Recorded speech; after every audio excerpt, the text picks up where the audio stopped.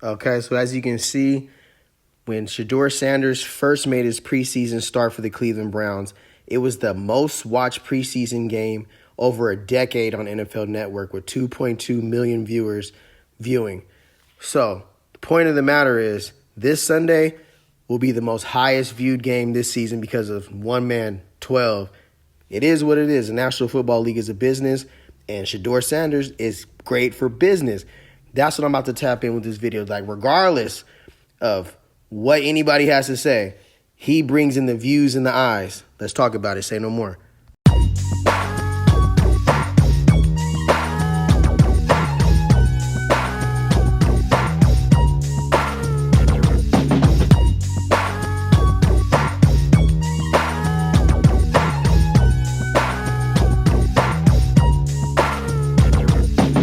This shit slap, my nigga, you know I'm going dumb. You staring hard, little mama, like where I know you from. The kid basic and I ain't gotta say shit. I'm out of this world like a motherfucking spaceship. If you knew better, you would put me on your playlist. If you knew better, you know I ain't one. Welcome back to Say No More Media. Don't forget to click that subscribe button and hit that notification bell. Let's get straight into it. All right. Welcome back to Say No More Media. Don't forget to click that subscribe button and hit that notification bell. I know you guys have all heard the news. Shedeur Sanders is going to be starting versus the Las Vegas Raiders this Sunday. Few points. We already talked about the ratings, which we know are going to be off the roof. The Raiders versus Cleveland will be the most watched game, most viewed game on Sunday. And think about this. They're both bottom teams. Raiders suck. Cleveland suck. But it's because of 12 that the ratings will be the most viewed game. So regardless of anybody's opinions about it, the NFL is about making money. It's the National Football League, but it's a football entertainment. And everybody's going to be tapping in just to see if 12 does good or if he does bad. Either way it goes, the NFL still makes money, but that's the business side. The other business side is we have the start of a career for Shedeur Sanders, and I'm here in this video to talk about what the keys for his success are versus the Oakland Raiders, because you know they got Max Crosby over there. He ain't taking it easy on nobody. Okay, pass defense. So yeah, I'm gonna break that down right now. So the most important thing for Shedeur Sanders is play to Cleveland's strengths, because honestly, they don't have their passing game is not their strength in Cleveland. It is what it is. At receiver, Jerry Jeudy, he had a good season last year, but he's shown it's more than halfway through the season. He's not who he was last year. I don't know if it's because of schematic, what Stefanski's scheme is, excuse me. But those aren't your strengths. Cedric Tillman and Jerry Jeudy, come on, bro. It's not T. Higgins, and Cincinnati's receiving core. It's not the Dallas Cowboys receiving core. We're talking about the Cleveland Browns receiving core. Njoku is probably the best weapon he's going to have in a great solid run game. So, what does a rookie quarterback need? He does not need to go out there and throw the ball 56 times. We already seen them try to do that with Dillon Gabriel. Did it lead to a victory? No. Did it help Dillon Gabriel? No. His numbers were horrible. So to Dillon Gabriel's credit, and to what I've been speaking to everybody who watches my channel, this is an organizational and a coaching dilemma right now, okay? Why would you have Dillon Gabriel come out there and throw the ball 40 to 50 times in it as a rookie? Come on, bro.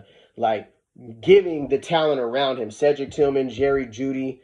We were waiting for Crenshaw Judikins to come off a suspension, but now when it comes to particularly just Shedeur Sanders, you have a run game with Crenshaw Judikins. Lean on it. He needs the ball 30 times a game. That's the keys to victory. Lean on your defense. Leave on the Cleveland Browns, who just held a Baltimore offense to 23 points. What you think their offense is going to do against the Raiders? So tell me this.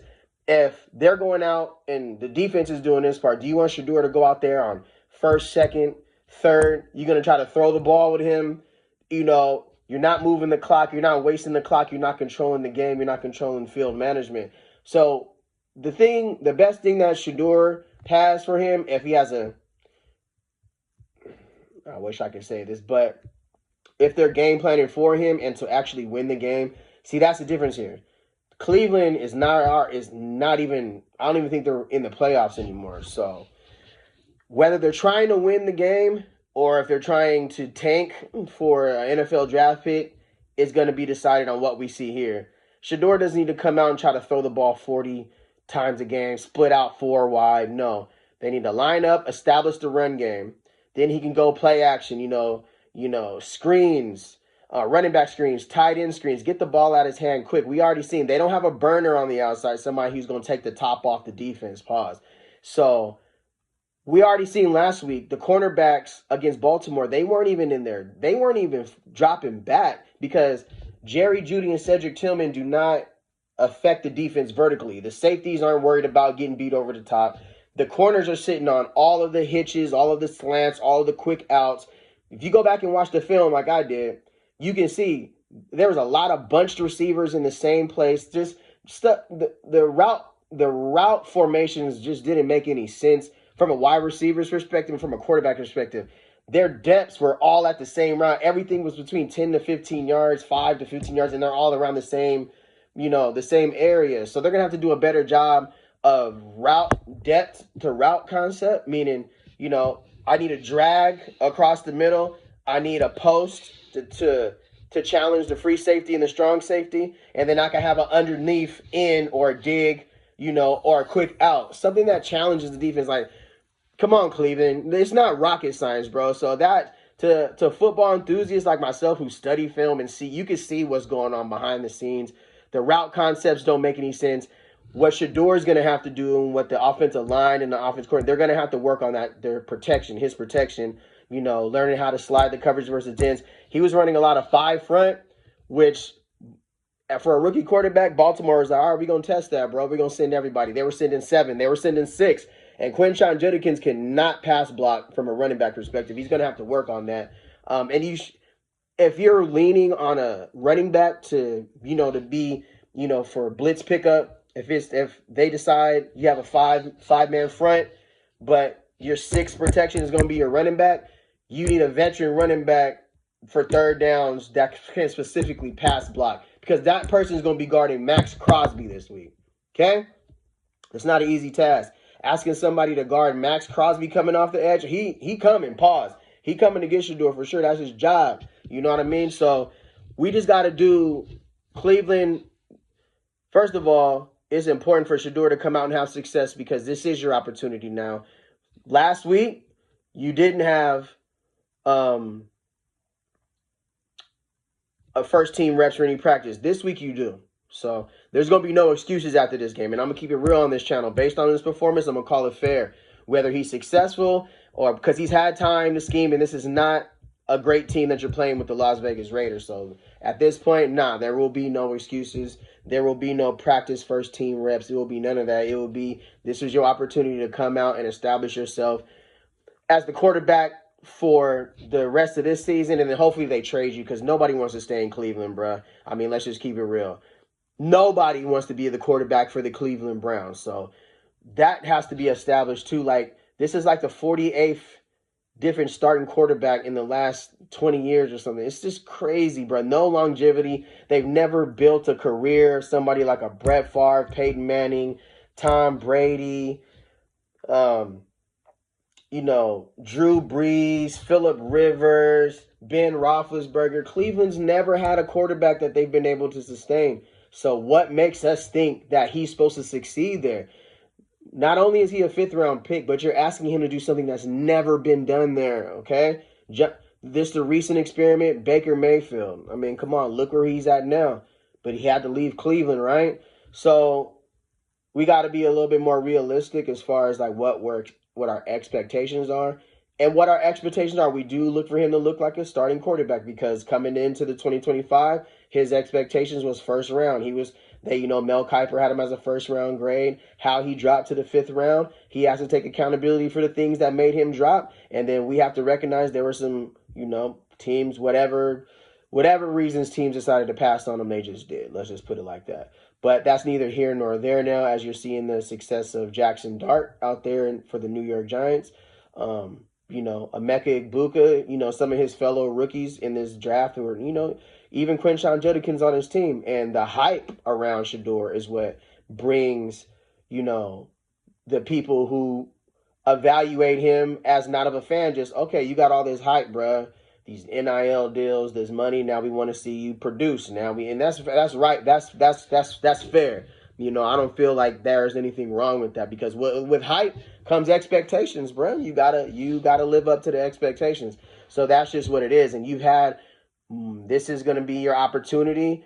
And we're not going to base your entire career off of one game, which was my whole last video was about all the great quarterbacks, the Peyton Mannings, the Josh Allens, the Matthew Staffords, the Baker Mayfields, the Trevor Lawrences, like everybody who threw an interception in their first game and then went on to have either a Hall of Fame career, won Rookie of the Year, had a successful NFL career. It's not all based off of one game and somebody throwing an interception, bro. Like, people saying, I told you so, look at him. Did you say that about Peyton Manning when he threw 3 picks? I'll wait. No, you didn't. You didn't. You just choose to say that about a 5th-round quarterback who's not even a 1st-round quarterback. A 1st-round quarterback came out and threw 3 picks. He was actually the number 1 pick in the draft. He threw 3 picks in his NFL debut. And what did the media say? Go back and look. I look. Oh, give him some time. He has to get acclimated to the speed of the game. But we don't give Shedeur the same grace. For whatever reason, I'll let you decide why that is from a 5th-round pick. But a 1st-round pick comes out, those 3 picks in the game. He needs some time. Give him some time. You know, let's build around him. Shedeur comes out, those 1 pick. See, I told you he's not that good. He's not good at that. Okay, so we're past that already. We understand. 1 game, I mean, if you understand football, interception is a part of the game, bro. It's part of it. It's not his first and it won't be his last. Go back and look at your favorite quarterbacks ever in the NFL. Tom Brady, Brett Favre. He threw damn near as many interceptions as he did touchdowns, but he was known as what do they call him? The gunslinger, right? Okay, you love when Brett Favre, whether he threw a pick or a touchdown, it was a part of the game, right? Oh, you know, next drive. So we got to learn to give him a little bit more grace to a 5th-round pick. But that's your choice. You don't have to. I'm just saying, realistically, if you want to come back down to reality for a little bit and understand, like, the expectations are high for Shedeur Sanders. He has a whole lot of pressure on his shoulders this game. This might be the most important game in his career because the Raiders are looking for a quarterback. Geno Smith is not the answer. I think after this year, they're going to part ways. The New York Jets need a quarterback. Absolutely. Let me see. Who else needs a quarterback right now? The Minnesota Vikings. J.J. McCarthy. Again, J.J. McCarthy, this is what his 3rd start. And, you know, it's all about opportunities and showing that you're going to be able to progress before a team starts looking for answers for your replacement, because, you know, this is a business and they got to put fans in the seats and they got to put, you know, TV ratings, and a quarterback, it has a big responsibility. And that's another thing. A quarterback is not an easy position to play. Like, it's not just you just throw out there. It's very cerebral. You have to understand it's about repetition. You know, they came out and talked about the offensive line, not even understanding his cadence, which meaning like timing, how to, you know, on 2, you know, how to draw the defense off sides, etc. So, yeah, this game coming up on Sunday is probably the most important game for Shedeur Sanders moving forward. This is your opportunity to go out there and be legendary, bro. That's what it is. You got to let the fuel of everybody, you know, who doesn't want to see you succeed. That has to be the reason why you succeed. That ain't nothing new. You always got to step onto the opposing team's field. Nobody's cheering for you. Nobody's rooting for you. That's sports. That's how you shut them up, though. You know, you go out there, do your thing, get a victory. You guys should beat the Raiders, honestly. You should beat the Raiders now. If you come out there and you stink it up, that's on you. The video's still coming because that's our job to do.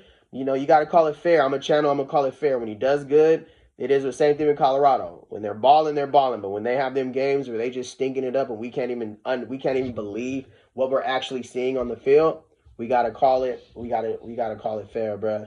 You know, that's why I feel like media is progressing now with channels like mine. You can't only just go off of the opinions of Fox and ESPN and, you know, all these networks who, you know, they have their own take, some of their own opinions on players, but then you have other players have their own channels now. Players have their own voice now. They can come out after a game and explain what they seen from their perspective, instead of it all being painted from a very one-way narrative. And so now we have channels like mine, other sports channels, other podcasts, former players, current players, ex-coaches, who can break down the film, tell you exactly what's going on, what they're seeing, tell you about proper game plans. It's not just about the feelings towards the player or how they feel about him because of how they view him off the field or who he is or whatever that means. That's neither here nor there, and it really doesn't matter in sports. Honestly, this is about a business, and what Shedeur Sanders is going to bring to the National Football League on Sunday is the highest rated game because everybody's going to tap in to watch. Whether you like him or not, you're going to check. Same thing with Colorado. Colorado program was cheeks in 2022. From 2023, 2024, top 10, top 5 highest rated games in all of college football. The SEC, the ACC, the Big Ten, the powerhouses, the Georgias, the Alabamas. Everybody was watching what Colorado was doing because of, I'll let you decide what brings the eyes and what doesn't. Let that sink in. This is a business about money. It's about entertainment. It's about storylines. It's about, the villain and the hero, the people that people want to see succeed and the people that people don't want to see succeed. That's sports and entertainment, bro. It's always been like that. It's always been like that. So it is what it is. We know what Shedeur is up against in the football game versus the Raiders. We understand what he's up against with the narrative and his career on the line. And, that's just what it is. So leave in the comments, what you think about Shedeur Sanders in his next start. Max Crosby's going to be on his bumper for show. But like, comment, and subscribe. About to put another video out right now. Appreciate all the love, all the support as always. Say no more.